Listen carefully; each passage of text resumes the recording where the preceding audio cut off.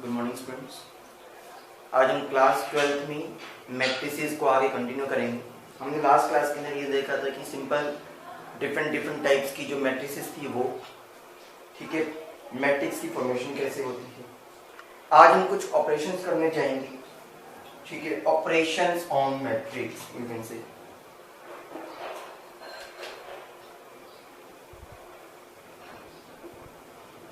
Operations on matrix कि matrix के अंदर हम कैसे कैसे ऑपरेशन का यूज कर सकते हैं। सबसे पहले जो ऑपरेशन आता है वो होता है equality.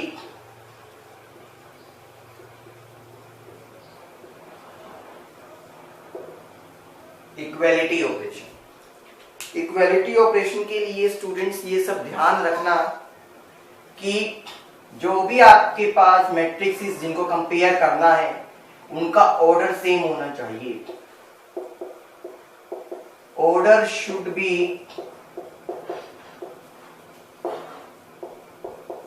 Same for the equality of given matrix. जो भी मेरे पास मैट्रिक्स अवेलेबल है उन सबको अगर मुझे इक्वालिटी के लिए देखना है तो उनका ऑर्डर मेरे पास क्या होना चाहिए स्टूडेंट्स? सेम होना चाहिए। कहने का मतलब, एक एग्जांपल लेते हैं ताकि हम आपको उससे ज्यादा क्लियर हो। जैसे कि हम एक एग्जांपल लेके चलते हैं स्टूडेंट्स। जैसे कि मान लो मैंने कहा एक ए मैट्रिक्स है, A+4 8, ये 3B और ये -6।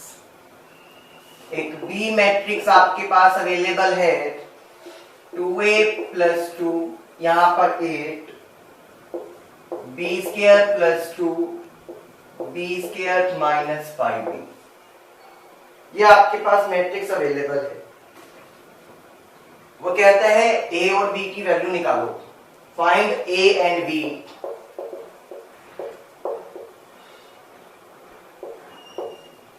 If A is equals to B, equality कहा। अब इक्वालिटी कहने के लिए मैंने जो कंडीशन दी वो चेक करते हैं।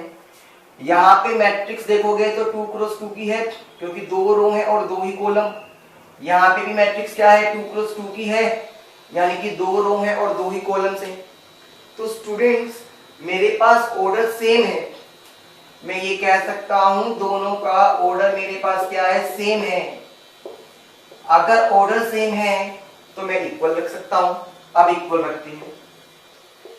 A+4 8, 3B - 6 should be equals to 2A+2 और ये 8, B² + 2, B² - 56। अब इक्वल ऑपरेटर है। अब हमें ये ध्यान रखना है कोरस्पॉन्डिंग एलिमेंट्स ही हमेशा इक्वल होती है। मैं क्या कह रहा हूं? Corresponding element. कहने का मतलब इसका जो ये वाला एलिमेंट है वो इसके इक्वल होगा हमेशा।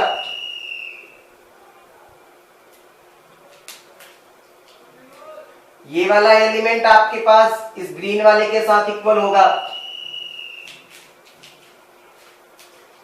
अब आप देख सकते हैं ये 8 और ये 8 दोनों ही तो इक्वल आ रहे हैं, वैल्यू निकालने की जरूरत ही नहीं है। और इसी तरह से स्टूडेंट जो ये -6 है और जो यहाँ पर है ये दोनों भी आपस में क्या होने चाहिए? इक्वल होने चाहिए। ये चीज क्लियर है स्टूडेंट्स? चलिए अब मैं पहले लेता हूं ब्लू वाला केस। तो आपको यहां से एक चीज क्लियर हो गई, A+4 मेरे पास 2A+2 के इक्वल है इस एरो के अकॉर्डिंगली। ये 2 यहाँ प्लस से इधर आके माइनस हो जाएगा, A यहाँ प्लस से इधर आके माइनस हो जाएगा। 4 में से 2 चला गया तो 2 और 2A में से A गया तो A की वैल्यू आ गई मेरे पास। ठीक है स्टूडेंट्स। अब इसी तरह से मैं किसकी वैल्यू निकाल सकता हूं? इसी तरह से मैं आप तो B की वैल्यू निकाल लूंगा। ठीक है। अब ये देखते हैं B की वैल्यू चाहो तो आप यहां से निकाल सकते हो, चाहो तो आप यहां से। मुझे ऐसा लगता है यहां से निकालना थोड़ा ज्यादा इजी है मेरे लिए। ठीक है। अब ये देखो -6 को b² माइनस 56 के इक्वल रखा, ठीक है 56 है ना ये, सॉरी स्टूडेंट्स ये मैंने गलती से 56 लिख दिया, ये 5b लिखा हुआ है, ठीक है। तो मैंने -6 को b² माइनस 5b के इक्वल लिख दिया। आपको ये चीज क्लियर होगी, ये माइनस है तो उधर जाके प्लस हो जाएगा। ये बन गया क्वाड्रेटिक। क्वाड्रेटिक के फैक्टर सबको बनाने आते हैं ना, 3 और 2 क्वाड्रेटिक के फैक्टर्स बनते हैं, ठीक है। तो यहां से आपके पास b की वैल्यू या तो 3 आ जाएगी या फिर b की वैल्यू क्या आएगी 2 आ जाएगी। ये चीज क्लियर है स्टूडेंट्स? श्योर? अच्छा, अब ऐसे क्वेश्चंस में आप वहां से भी चेक कर लिया करो जब दो वैल्यूज आती हैं। अब मैंने कहा एक ये भी दे रखा है 3b is equals to b² plus 2, b² minus 3b plus 2 is equals to 0। ये बनेगा मेरे पास उधर जाने के बाद। यहां से भी मैं क्या कर सकता हूं, अगर क्वाड्रेटिक को सॉल्व करता हूं तो फैक्टर्स ये बनेंगे। तो एक तो b में से कॉमन ले लिया, एक -1 कॉमन लिया, तो b के फैक्टर क्या आ गए, एक तो b-2 और एक b-1। सो b की वैल्यू या तो 1 आएगी या फिर 2 आ गई। तो जो कॉमन वैल्यू होती है आप उसको लिखते हैं। यहाँ कॉमन वैल्यू मेरे पास क्या थी, दोनों में ही 2 आ रहा है, तो b की वैल्यू को मैं 2 सिलेक्ट कर लूंगा। ये चीज क्लियर होगी स्टूडेंट्स अच्छे से कि हम इक्वालिटी ऑपरेटर कैसे यूज करते हैं। बड़ा आसान है इक्वालिटी ऑपरेटर, जनरली ये क्वेश्चन इसमें आ जाता है। अब जो नया पैटर्न है उसके अकॉर्डिंग तो एमसीक्यूज आते हैं। Clear students? फिर हम आगे देखते हैं हमारे पास, ठीक है।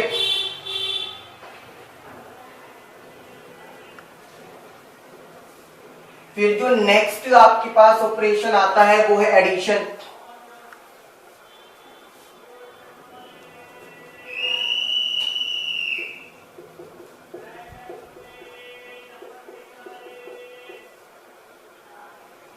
एडिशन, अब एक बात को समझना स्टूडेंट्स, एडिशन के लिए भी कहता है ऑर्डर, एडिशन करूंगा और सब्ट्रैक्शन दोनों एक साथ करते हैं, आसान है।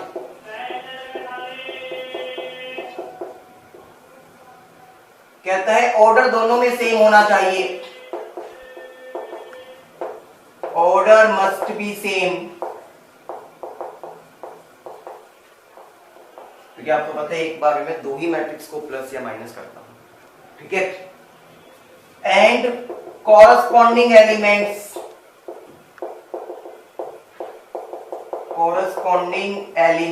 विल बी एडेड और subtracted, will be added and subtracted।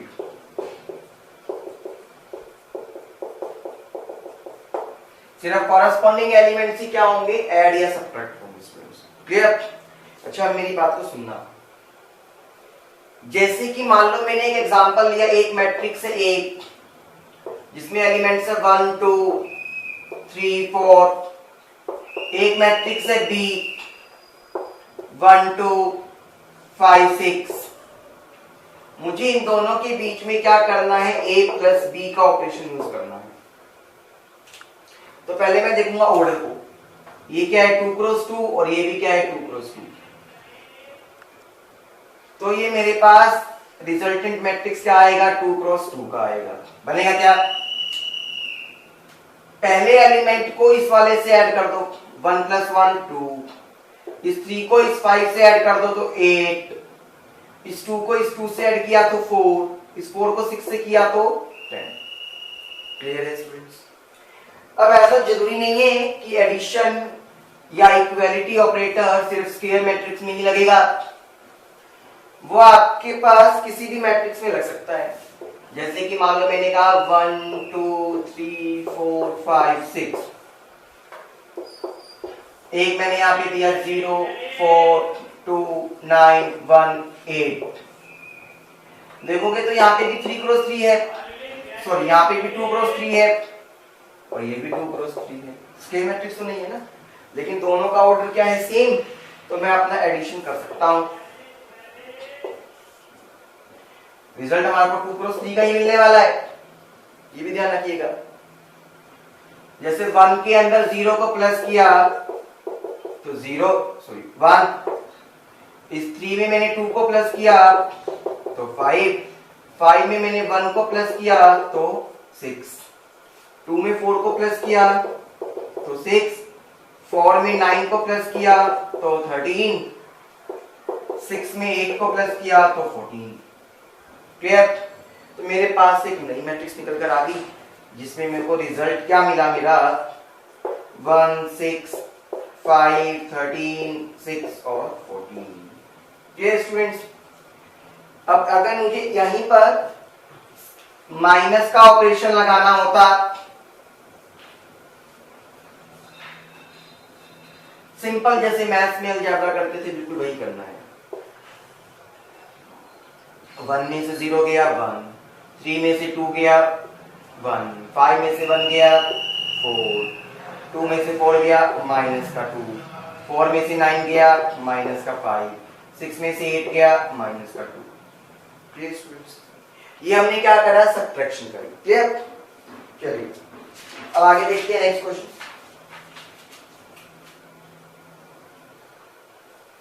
अब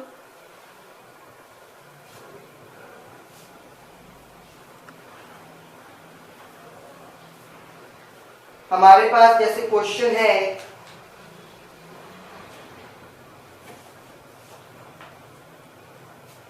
बी मैट्रिक्स दिया हुआ है 2, 1, 3, -1, 0 एंड 5। सी एक मैट्रिक्स दे रखा है 1, -1, -2, 0, 3 और 2। आपको फाइंड आउट करना है 3b + 4c। यहां पे 3b का मतलब क्या है, वो 3 से मल्टीप्लाई हो रहा है। 4c का मतलब क्या है, 4 से मल्टीप्लाई हो रहा है। इसको कहते हैं multiplication of a matrix bye scalar quantity. Multiplication of A matrix bye scalar quantity, यानी कि किसी भी स्केलर, स्केलर का मतलब क्या है, कोई कांस्टेंट वैल्यू। ये क्या होता है, स्केलर। 3 हो गया, 4 हो गया, 7 हो गया, ये सब में कहते हैं स्केलर। किसी भी मैट्रिक्स का स्केलर से मल्टीप्लिकेशन, उसके बाद साथ में कौन है, ऐड। तो पहले तो मुझे 3 × b निकालना पड़ेगा। सो 3 × b का मतलब क्या है, b के जितने भी एलिमेंट्स हैं उन सबको 3 से क्या कर दूंगा मैं, मल्टीप्लाई। b के जितने भी एलिमेंट्स हैं उन सबको क्या कर दूंगा मैं, 3 से मल्टीप्लाई। क्लियर? तो 2 3 6, 3 3 9, 0, 1 × 3 3, माइनस का 3, 5 3 15। Clear students? इसी तरह से कहता है 4c। अब यहां पर भी तो वही है, मतलब c के जितने भी एलिमेंट्स हैं उनको किससे मल्टीप्लाई करना है, 4 से। तो 1 × 4, -2 × 4, 3 × 4, माइनस का 1 × 4, 0 × 4 और 2 × 4। क्लियर? 1 को 4 से मल्टीप्लाई करा तो 4 आएगा, -2 को 4 से किया तो माइनस का 8, 4 3 12, -1 को 4 से किया तो माइनस का 4 आएगा, 0 को किया तो 0 और 2 4 8। यहां तक क्लियर है स्टूडेंट्स? हमने 3b निकाल दिया और 4c निकाल दिया। अब उन्होंने क्या कहा था, 3b और 4c के बीच में एडिशन। तो 3b + 4c, 3b का रिजल्ट क्या था, 6, 3, 9, -3, 0 और ये 15, प्लस का साइन, 4, -4, -8, 0, 12 और 8। मैंने 3b और 4c को प्लस कर दिया स्टूडेंट्स। अब आपके पास जो रिजल्ट आता है, ऐड तो वही करना है। ऑर्डर देखो, ये 2 × 3 और ये भी 2 × 3, क्योंकि 2 रो हैं और 3 कॉलम है, तो आपको ऐड तो सिंपल वही करना है। 6 को 4 से ऐड करता हूं तो कितना आ गया 10। इस 9 को 8 से ऐड करता हूं, माइनस के 8 से, तो 9 में से 8 गया तो 1 ना। 0 को 12 से ऐड करा तो 12। क्लियर। 3 को -4 से ऐड किया तो माइनस का 1, -3 को 0 से किया तो माइनस का 3, 15 में 8 को ऐड करा तो 23। क्लियर स्टूडेंट्स, मुझे पता चल गया कि हम कैसे कर सकते हैं इस तरह के क्वेश्चंस। चलिए अब आगे देखते हैं।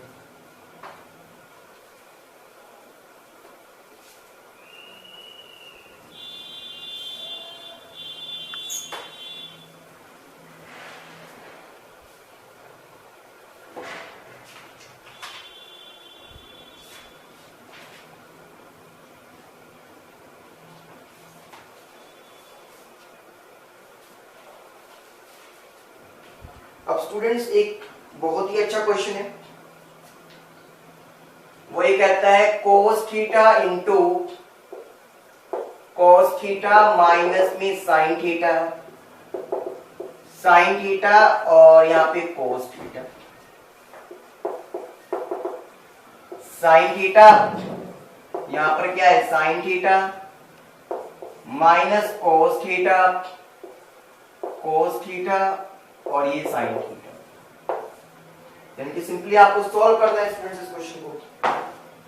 अगर मैं सिंपली इस क्वेश्चन को सॉल्व करता हूं स्टूडेंट्स, तो सबसे पहले मुझे पता है स्केलर की मल्टीप्लिकेशन हो रही है ना। स्केलर की मल्टीप्लिकेशन का मतलब समझते हो ना। अब तो cos थीटा को इस पूरे से मल्टीप्लाई करना है। cos थीटा को cos थीटा से किया तो cos square theta, cos theta को sin थीटा से किया तो sin theta into cos theta. cos को माइनस साइन से भी करना है तो minus sine theta cos theta, ये मत समझना खाली ऊपर ऊपर। cos थीटा को cos थीटा से किया तो cos square theta.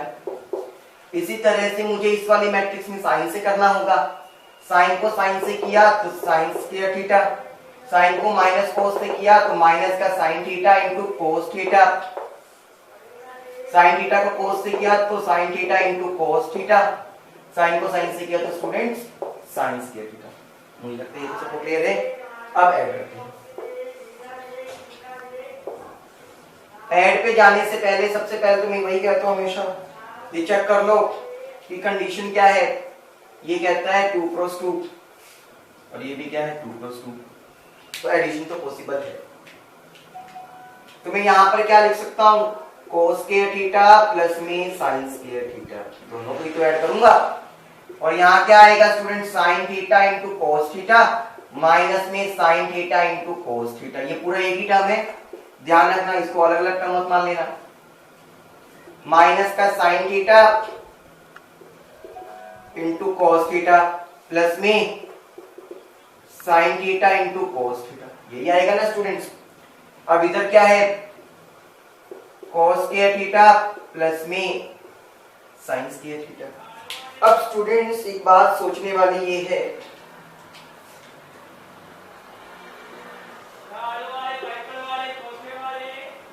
Sign square theta plus cos square theta 1 होता था ट्रिग्नोमेट्री में। साइन थीटा cos थीटा से sine theta cos theta cancel तो 0, sine theta cos theta minus का, sine theta cos theta plus का तो भी 0, cos square theta plus sign square theta तो क्या था 1, बिकॉज हमारे पास एक फॉर्मूला होता है ना sine square theta plus cos square theta is equals to 1। Clear, तो आंसर आ गया। अब स्टूडेंट्स आप ये भी कह सकते हो ये क्या है आइडेंटिटी मैट्रिक्स। याद होगा कल हमने देखा था आइडेंटिटी मैट्रिक्स क्या था, जिसमें डायगोनल के एलिमेंट्स हों और वो भी खाली 1 और सारे एलिमेंट्स क्या होते हैं जिसमें 0, तो वो क्या बनता है मेरे पास आइडेंटिटी मैट्रिक्स। क्लियर, चलिए एक नेक्स्ट क्वेश्चन देखते हैं, बहुत ही सुंदर क्वेश्चन।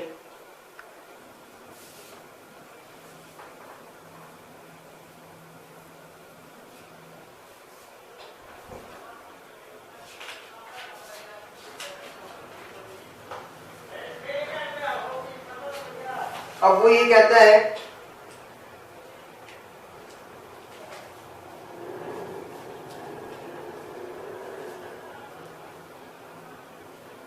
एक ए मैट्रिक्स आपको दे रखी है -1 3 2 एंड 4, बी मैट्रिक्स आपको दे रखी है 3 1 -2 एंड 5, ठीक है, such that 2a plus b plus x is equals to 0। Find x. अब स्टूडेंट्स एक चीज याद रखना, मैट्रिक्स में मैट्रिक्स ही ऐड होती है। मैं क्या कह रहा हूं, मैट्रिक्स के अंदर मैट्रिक्स ही ऐड होगा, उसके अलावा कुछ और ऐड नहीं हो सकता। तो मेरी बात को यहां से समझो, अब मैट्रिक्स के इक्वल भी मैट्रिक्स होगा, तो इसका मतलब यहां क्या होगा। पहली बात तो क्या मैं ये कह सकता हूं students 2a plus b plus x equal to 0 था, ये एक्स यहां प्लस है, उधर जाके क्या हो जाएगा माइनस का, ठीक है। 2 इंटू में ए की मैट्रिक्स क्या थी -1 3 2 एंड 4 पुट कर दिया। बी की वैल्यू क्या है 3 1 -2 और 5 पुट कर दिया। माइनस एक्स मुझे नहीं पता अभी क्या है, एक्स आएगा तो एक मैट्रिक्स ही, क्योंकि मैंने क्या कहा मैट्रिक्स में ही मैट्रिक्स को ऐड करा जा सकता है। तो अब आपको पता है 2 इंटू -1 -2, 2 इंटू 3 6, 2 2 4 और 2 4 8।